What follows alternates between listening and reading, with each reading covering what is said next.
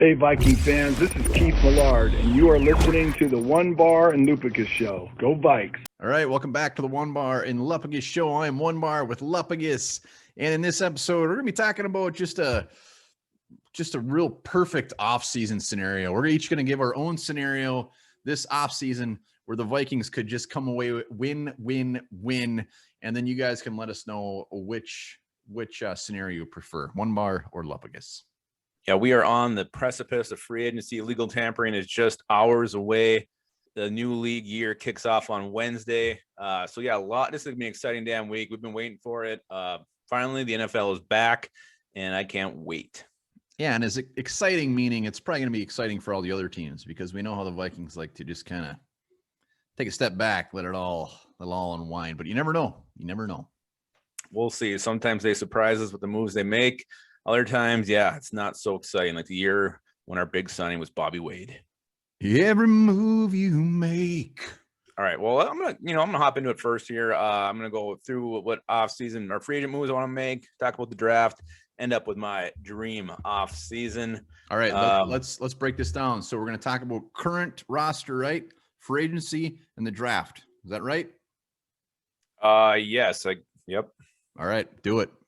Well, I don't think with the current roster right now, one more move I think the Vikings should make, and that is to cut Shamar Stephen. Why this guy is still on the team, I have no idea. So my first dream scenario starts with him getting his big, well-deserved release, freeing up some extra cap space, puts us around, the 10 million mark. All right. In free agency, the Vikings bring in defensive tackle from Denver, Shelby Harris, Golden sign guard, Kevin Zietler, wide receiver, Keelan Cole, cornerback, Dre Kirkpatrick, and offensive tackle Rashawn Hill. Bring him back. Re-sign old Rashad Hill. All right. So those are the free agency moves that the Vikings make as we enter the 2021 NFL draft. All right. So we're sitting at pick 14. Mac Jones is on the board. Phone rings. We trade back with the Washington football team. We get pick 19 and a second round pick. With the 19th pick, we take my boy, defensive end Gregory Rousseau. Round 2, the pick we get from Washington. Take safety Richie Grant, another one of my boys. Richie. Round 3, first pick, you go Quinn Miners, the stallion guard character from Wisconsin Whitewater. We're going to double dip at O-line here. We're going to get Stanford's defensive tackle Walker Little for some depth. Round 4, getting my boy, defensive tackle Marvin Wilson to play behind Shelby Harris before taking over. Round 4, we also double dip at the safety position, bringing in Paris Ford. So between Ford and Grant, one of those guys should emerge as a starter next to Harrison Smith. And then the Vikings, they get a little nutty. They swing their third, fourth round pick to the Jacksonville Jaguars, who drafted Trevor Lawrence with the first pick, and we get him.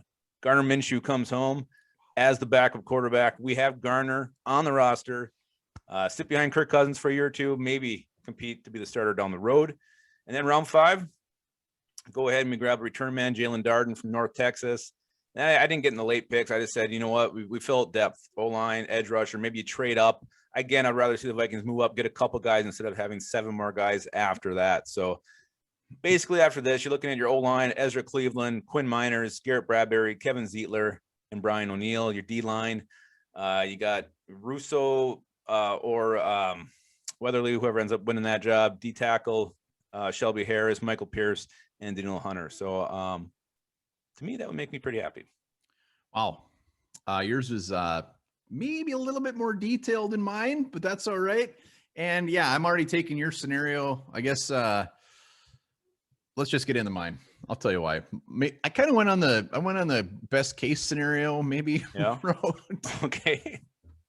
But it's still good. Don't get me wrong. This would be a great offseason in my eyes. And I'm starting with the current roster, like you said, Shamar Stephen, Gonzo. I want to restructure Harrison Smith. I want to restructure Anthony Barr. I want to mess around with those contracts a little bit, make a little more wiggle room here. In free agency, I look at the Vikings bringing back Hot Todd Davis. Look at them bringing back Rashad Hill. Other than that, everyone else can kiss my ass. Gonzo. Free agency, I also had Kevin Zietler as the big splashy move. And when it comes to splashy moves, that's pretty much it. I have Malik Hooker as a safety option to put with Harrison Smith. He's only 24 years old. The fact that he's been injury riddled with the Colts, he's probably going to sign a 1-year deal, maybe $2 or $3 million a year. He's not going to be out there fetching tons of money. So I like him. When it comes to receiver, I also want the Vikings to grab at least one free agent receiver, more of the not as a guy that's as established as a Keelan Cole, but just something that they've done in the past, which really hasn't worked out. Just kind of shoot for the moon. I got John Ross possibly as a guy, a speedster, or John Brown, the guy the Bills just released, 2 speedy dudes. So one of those 2 guys. Also another safety. I want him to bring in 2 free agent safeties. So I got Miles Killebrew on there, 27 years old. He's not a starter. He's a depth guy. He's a special teamer. Started 4 games, but he adds great depth. So that's really it when it comes to free agency. I did not touch the defensive tackle position one damn bit. I would love a Shelby Harris, and actually there's a handful of defensive tackles out there. But coming into the draft, round 1, best case scenario, I want him to trade back. I want him to get Christian Barmore. That fills out the defensive tackle move right there. And depending on what we get, second, third, whatever it is, I didn't get overly detailed on who I'm going to take. But if we get back in the round 2, that's where I could see us possibly looking at another guard, like a Wyatt Davis, Trey Smith, somebody like that. And then round 3, look at those receivers, Amari Rodgers, whether it's a Jalen Darden, Nico Collins, just somebody, some young guy to put in there with whatever turd free agent we sign that we were just hoping some reason busts out. And then I want him to go linebacker in round 4. As far as later picks, I don't want any late picks. I want them to trade up as much as possible. I don't want any picks after round 5. They're gross. They never work out.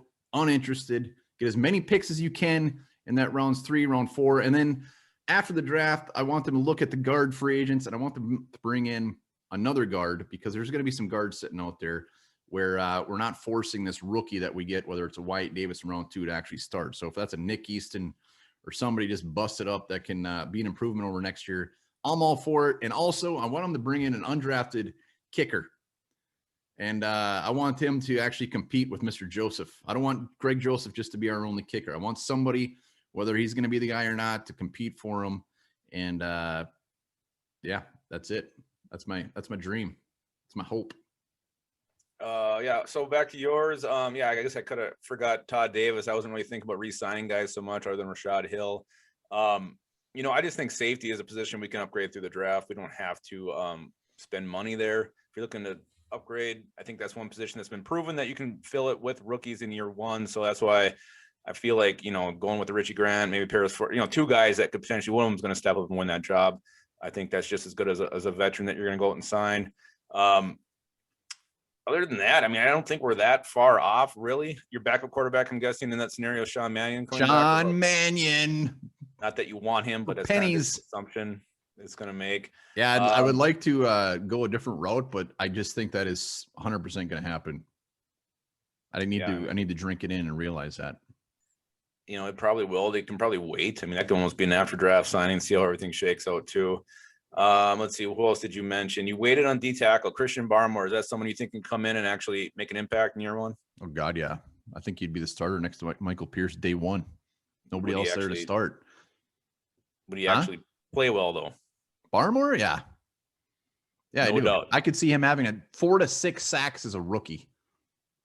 Wow. So your O-line, let's see. Did you jump at the rookie guard next to Zeitler, round two guard. And then but also signing some half-ass guard that could be better than a Dakota Dozier. Yeah, and going back, and ours has a similar issue. It's the only thing with, whether it's yours or mine, with Wyatt Davis, Quinn Miners at left guard, and you got Zeitler at right guard. That young left side of Cleveland and that rookie would be a little bit worrisome, even all the way over to Bradbury. I think that would be an area of concern going into the season. You'd hope for the best, hope that these guys step up. But I think to me, it would be a realistic concern if you went with your whole left side as these young, unproven guys. But that might actually be what the Vikings do. I think it's actually a really high possibility that they do that. Yeah, it's going to be quite the learning curve for those youngsters, but that's why I want to bring in 2 free agent guards, and one that is an absolute starter and one that can just compete with the rookie. Whoever wins, wins. Yeah, another thing you mentioned too, restructuring Harrison Smith. Adam Thielen's another guy who could restructure as well, get up some more cap space. That was the other concern I had about my scenario was, I mean, I had the Vikings signing 5 free agents. Is that, I don't know if that's realistic or affordable. I don't know what kind of money these guys are going to command. I mean, Drake Kirkpatrick did show he could still play, but I still think he'd be relatively cheap. Shelby Harris, I mean, I wouldn't think more than $3 million a year. Zietler, another guy too. I have no idea what his market's going to be. And Keelan Cole, I don't know. So I didn't know. That was the one thing with mine. I didn't know if that was realistic, getting that many free agents. Shelby Harris is going to be making about $9 million a year. Yeah, we'll see. And hopefully it's from the Vikings. I'd love Shelby Harris. Yeah, but I mean, a couple of things that we both had the same here. We both wanted the Vikings to trade down from 14, and we both did not have them going offensive line early. I feel like, again, you can find a quality guard in the second, third round range, and I think they're going to sign someone in free agency. So, again, that's why I don't want them going early at the guard. Other than that, where did you have a offensive tackle being drafted early? No, uninterested. Resign Rashad Hill, Ezra Cleveland, Brian O'Neill, get some crusty ass free agent. Yeah, that was my fear, is that there was no fourth option there. That's why I decided to go Walker Little, who I do like quite a bit, in round 3. But overall, yeah, I mean, we both had Jalen Darden mentioned. I think we can give you a little bit on offense, give you some returnability, and we're both on par with not stocking up on these 6th, 7th rounders that Rick Spielman's just track record is not great at. I would rather see them draft 2 times in round 5 and then not draft in round 6 or round 7 than what we did last year when we were just constantly moving back and accumulating picks and just getting these turd kind of players who just really have no chance of making a team. Yeah, and one spot we didn't. I mean, you touched on it in free agency, is just when it came to the draft. I was uninterested in cornerbacks in rounds 1 through 4, unless somebody's there that should not be there, is staring at you in your face. Didn't want. Yeah. Yeah, I mean, it could definitely happen. I mean, if someone does fall, one guy I do like in the round 4 range is Paulson Adebo from Stanford. He was kind of seen as a first round option, but he's the Mike Zimmer corner, good size, a good tackler. He kind of had a little bit of a down season last year, but he was considered a first round option last year, and now he's kind of fallen back in the pack. But he's one guy I definitely like in those middle rounds. But Sean Wade, the juice from the Gophers, I like those guys. Yeah, I mean, there's definitely options there. So.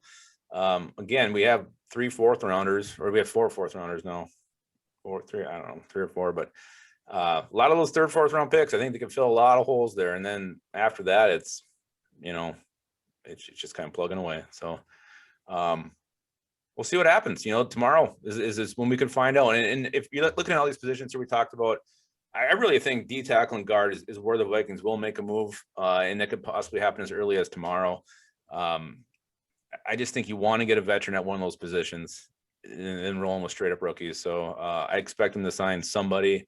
Hopefully it's somebody like Harris at D tackle or Zietler at guard. I think either one can come in and be a major, major upgrade for this team. Yeah, maybe his name will rhyme with Poe Rooney. Maybe it will. Again, it'll be interesting. I wonder if they're going to sit back and kind of let the market set itself too. That's another thing. You mentioned the Vikings kind of waiting and watching, and we'll be waiting and watching as well. But I think once that first domino falls, where that first baseline is set for where some of these guys are going to go, and these guys, I'm not talking the premier ones, but maybe the Shelby Harris, who are coming off a couple contracts and not exactly where they have been in the past. Just kind of seeing a guy like that, what he might get, the first one to sign. We'll see. We'll be here on every little whisper of Vikings free agency, talking about it. I think we'll find out right away if the Vikings are going to be players for any of those big boys. My prediction is they get a mildly decent signing right off the bat and then hang low, just like your balls. No, your balls. All right, let us know in the comments which one you prefer. I'm actually voting for Lupagis's, so I really appreciate that. I'm voting for mine as well, but I don't hate yours. Other than you had Miles Killebrew, which you knew would tug at my heartstrings, so I think that's why you put him in there. That was dirty. Like Miles Killebrew. If you're from Minnesota, it doesn't matter if his name is Killebrew, you want him. Hell yes. And I'd like to have one of these as a pet, the male Argonaut octopus. You know why? Because he mates by removing his detachable penis and flinging it at females who swing by. God.